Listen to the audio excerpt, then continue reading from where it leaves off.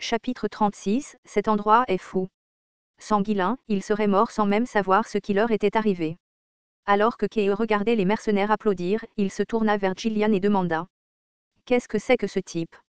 Les gens l'appelaient un fou, mais est-ce en fait une sorte d'arme secrète de la famille Ferdium? Kay était assez choqué que les compétences dont Guilain avait fait preuve jusqu'à présent ne soient pas tout. Je ne sais pas non plus. Mais il y a une chose dont je suis sûr. Il n'y a personne de notre âge meilleur que notre jeune seigneur. C'était la première fois que Gillian voyait Guilain afficher ce niveau de puissance. Même lorsqu'il combattait des monstres, Guilain n'utilisait pas toute sa force. De toute évidence, il cachait quelque chose, dépassant le niveau d'un simple génie. Malgré ses pensées, le visage de Gillian, alors qu'il répondait à Kea, était rempli d'admiration et de fierté. Cependant, tout le monde n'était pas aussi ravi et excité. Ah, bougez. Écartez-vous. Belinda paniqua, poussa et repoussa les mercenaires à coups de pied alors qu'elle se précipitait vers Guilain. Jeune maître. Est-ce que tu vas bien? Non, tu t'es encore amélioré. Es-tu vraiment la même personne? Belinda était celle qui avait observé les capacités de Guilain le plus longtemps et le plus attentivement. À ses yeux, les compétences de Guilain n'étaient pas suffisantes pour gérer les pâleurs qui arrivaient. C'est pourquoi elle était intervenue la première cette fois-ci. Mais elle ne s'attendait pas à ce que Guilain montre de telles capacités, bien au-delà de ce qu'elle avait anticipé. Je vais bien. La file a failli se rompre au départ, mais nous avons gagné suffisamment de temps grâce à vous. Tout le monde s'est bien débrouillé. D'abord, prenons soin des blessés. Pourtant, Belinda ne semblait pas intéressée par les éloges, s'inquiétant anxieusement en inspectant les blessures de Guilain. Vous avez d'abord besoin d'un traitement, jeune maître. Elles ne sont pas si graves. Comme Belinda l'avait dit, Guilain avait subi des blessures ici et là à cause de combats si imprudents. Non seulement Guilain, mais aussi Gillian et Kea avaient des coupures sur tout le corps. Même si cela avait été chaotique, ce fut une bataille exténuante, suffisamment pour que des combattants expérimentés comme eux subissent des blessures. Le résultat était inévitable, les pelleurs étant à la fois solides et rapides et en grand nombre. Alors que Belinda s'occupait de Guilain, les mercenaires échangèrent des regards et murmurèrent entre eux. Ils furent surpris de découvrir que Belinda, qu'ils n'avaient considérée que comme une simple servante, était bien plus forte qu'ils ne l'avaient imaginé. Je l'ai su dès l'instant où elle a lancé ce poignard et l'a entouré de mana. Tu plaisantes, n'est-ce pas? N'était-ce pas toi qui la suppliais de faire de la soupe? Tu as presque perdu la tête? Alors que la chaleur persistante de la bataille se calmait, les mercenaires commencèrent à plaisanter entre eux. Guilain claqua la langue devant leur comportement simpliste. Occupez-vous des blessés et rassemblez les cadavres au même endroit. L'effet de la lumière va bientôt s'estomper, alors sortez les lampes et accrochez-les. Les mercenaires survivants commencèrent immédiatement à se déplacer selon les ordres de Guilain sans la moindre hésitation. Gordon le musclé était parmi eux. Ouf, des bâtards dégoûtants.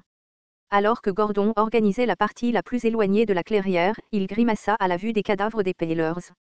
Après des jours de stress à cause de ces créatures, même ses muscles ont dû en prendre un coup. Quand je reviendrai, je devrai m'entraîner encore plus dur. Il rassembla les cadavres des Paylors morts, qui étaient morts en fuyant et les jeta brutalement dans un tas. Gordon, suivant les corps éparpillés, erra sans réfléchir vers la forêt. Il fut séparé du groupe, se rapprochant de l'obscurité de la forêt remplie d'arbres. Sans s'en rendre compte, il tourna la tête vers la lumière. La durée de la magie de la lumière touchait à sa fin, et la lumière de l'orbe s'était considérablement affaiblie. Ressentant un malaise soudain et inexplicable, Gordon saisit rapidement la jambe d'un cadavre étendu sur le sol. Il prévoyait de la jeter de côté et de retourner au groupe le plus rapidement possible. À ce moment-là, le Paylor, qu'il croyait mort, ouvrit brusquement les yeux. Hein? Surpris par la situation inattendue, Gordon ne put que marmonner, hébété. Crac! Les tentacules attachés au bras du Paylor s'étendirent rapidement, s'enroulant autour du cou, des bras, du corps et des jambes de Gordon. Aarg! Tout le monde tourna la tête en entendant le cri. Ils aperçurent Gordon entraîné dans l'obscurité. Gordon! Bon sang! Il y en avait encore un en vie. Ce stupide bâtard! Les mercenaires se précipitèrent sur Gordon, mais ils s'arrêtèrent avant de quitter la clairière. Aucun d'entre eux n'osa s'aventurer dans la forêt sombre et densément boisée. Que devons-nous faire? C'est fini. Il est parti dans l'obscurité, nous ne pouvons pas le sauver maintenant. Nous avons gagné de justesse, mais c'est dommage. La forêt était si dense que même l'espace juste devant eux était plongé dans l'obscurité. Les pâleurs étaient des monstres qui devenaient de plus en plus difficiles à gérer dans l'obscurité. En fin de compte, la mort était le seul sort qui attendait Gordon, qui avait été traîné. Alors que les mercenaires regardaient avec regret, Ghislain dégaina à nouveau son épée. Bolinde et Gillian, sentant son intention, lui saisirent les bras et crièrent. « Jeune seigneur, es-tu fou? Mon seigneur, vous ne pouvez pas. C'est trop dangereux. » Ghislain regarda silencieusement les deux qui le retenaient, puis se tourna vers les mercenaires. Les mercenaires, bien qu'amers, secouèrent la tête. Ce n'était pas la faute de l'employeur. Des accidents peuvent survenir à tout moment.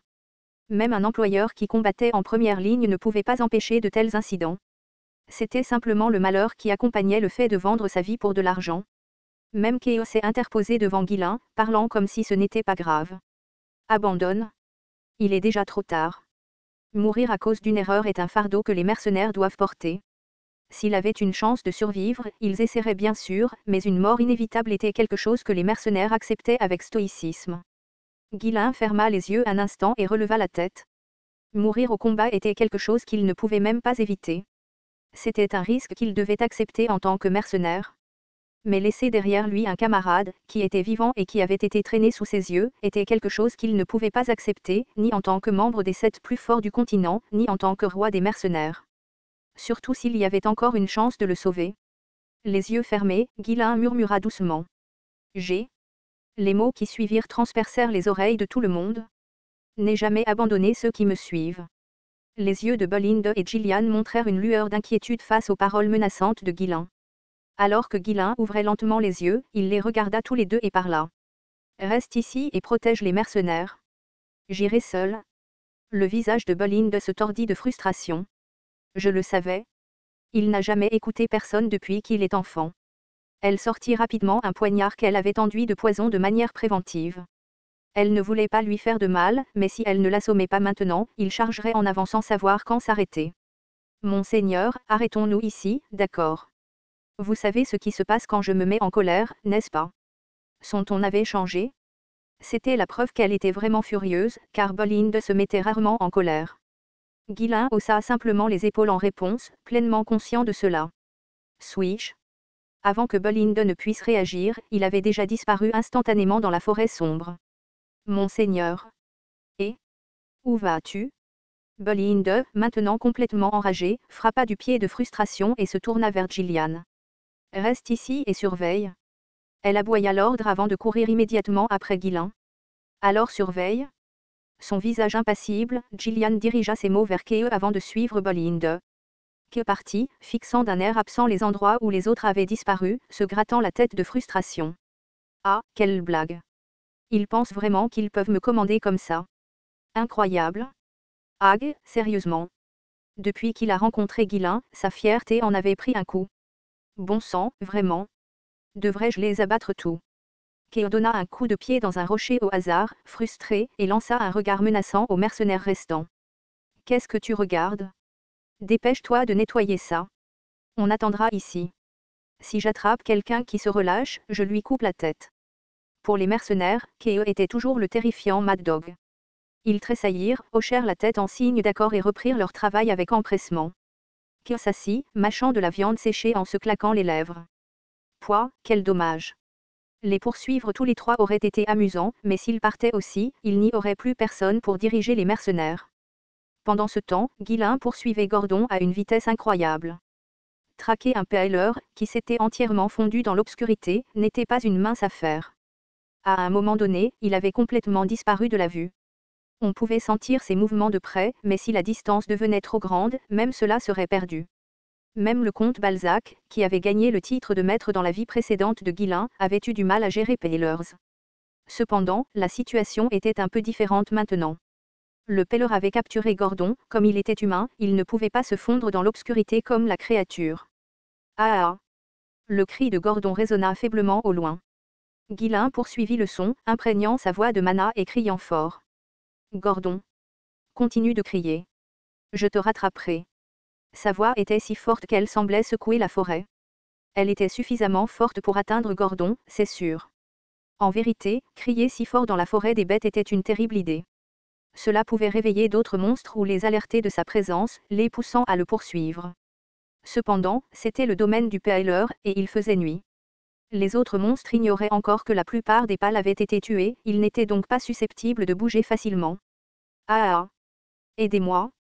La voix de Gordon, rauque à force de crier, parvint jusqu'à Guillain, qui continua de courir, suivant le son pour se guider. Mais après un moment, Guillain réalisa que la voix de Gordon s'était arrêtée. Sa bouche doit être couverte. Guillain serra les dents, poussant plus de mana dans son corps. Ou, il est déjà mort. Pourtant, il ne pouvait pas abandonner avant d'avoir vu le corps de ses propres yeux. L'arme. Guillain sortit un parchemin de lumière de son manteau et le déchira, illuminant la zone autour de lui. Il scruta le sol à la recherche de signes et sprinta comme un fou une fois qu'il eut évalué la direction. Gordon, attends. Comme Guillain l'avait prédit, la bouche de Gordon avait été scellée par l'un des tentacules du pal. Sentant que quelqu'un le poursuivait, le pal avait rapidement couvert la bouche de Gordon, pensant que les cris étaient la raison de sa poursuite. MMMPH. MMMPH. Gordon avait également entendu les cris de Guillain. Il avait besoin de faire du bruit pour que Guillain puisse le trouver, mais la créature intelligente lui avait scellé la bouche. Ag, si je ne peux pas respirer correctement, je vais perdre de la masse musculaire. Les larmes montèrent aux yeux de Gordon alors qu'il se débattait, mais c'était inutile. Est-ce comme ça que je vais mourir? Dans cette forêt sombre, retrouver une trace de lui serait impossible. L'espoir de survie de Gordon commença à s'estomper. En y réfléchissant bien, l'employeur a dit qu'il m'apprendrait à lire. S'il était revenu sain et sauf après cette expédition, il aurait peut-être appris à lire et à écrire. Bien sûr, il aurait refusé car il devait se concentrer sur l'entraînement. Alors c'est ça? C'est comme ça que ça se termine. Tout le monde devait penser qu'il était mort à présent ou qu'il renoncerait bientôt à le chercher. Il semblait que ses pensées se confirmaient, car la voix de Guillain ne se faisait plus entendre. Mais contrairement aux attentes de Gordon, Guillain le poursuivait toujours. Cependant, le rythme ralentissait. Sans que Gordon fasse le moindre bruit, Guillain ne pouvait déterminer la direction. Même pour quelqu'un d'aussi expérimenté que Guillain, poursuivre quelque chose dans l'obscurité totale, surtout quelque chose qui ne laissait pratiquement aucune trace, était une tâche presque impossible. Jeune seigneur? Mon seigneur. Pendant le bref instant où la vitesse de Guillain avait ralenti, Belinda et Gillian l'avaient rattrapé. Trouver des signes. Chercher le sol, chercher partout. À son ordre désespéré, Belinda et Gillian commencèrent immédiatement à chercher des traces. Toutes deux étaient également douées pour le pistage, mais les indices devenaient de plus en plus difficiles à trouver. Finalement, il en arriva au point où même déterminer la bonne direction était presque impossible. Jeune seigneur, nous devrions rentrer. S'enfoncer plus loin dans la forêt est trop dangereux. Belinda a raison. Il est probablement déjà mort. Malgré leur tentative de raisonner avec lui, Guillain ne bougeait pas facilement. Même à ce moment-là, il gardait ses sens aiguisés, scrutant tout autour.